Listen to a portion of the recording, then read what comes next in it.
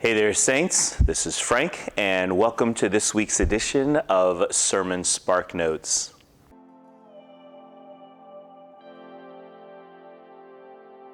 This past week, we were in week 3 of our Good Neighbor series, and during the course of the teaching, my heart was to address this tension between being righteous and being good. And the vast majority of the time, being righteous and being good complement one another. They run right alongside one another, so much so that sometimes as Christians we can assume they're exactly the same thing, and they are not. Recently, I was going through and meditating on this idea. We've been reading through the Old Testament, and one of the things that struck me was how much God focused on the purity and the rightness of the sacrifices that were made for sin. When it talked about if the sacrifice needed to be a lamb, it had to be the firstborn, it had to be without flaw. And what was really fascinating to me is all of this attention was given to the sacrifice and not necessarily the one giving the sacrifice. Which is interesting because the one offering the sacrifice was actually the sinner.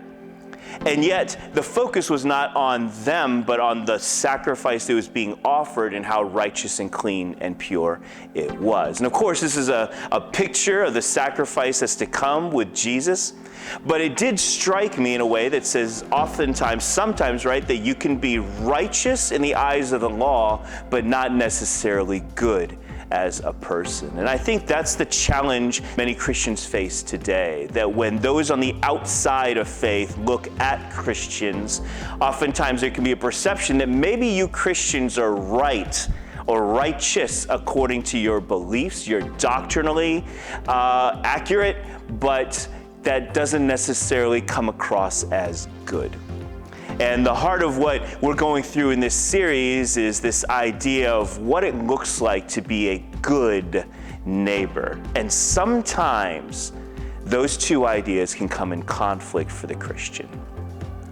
And so what I want to challenge you all to meditate on this week is different ways that what I believe might be inconsistent with how I act. Because I think those are the moments when these two ideas will come into play. They'll face some degree of tension and be a reflection of our witness to those around us.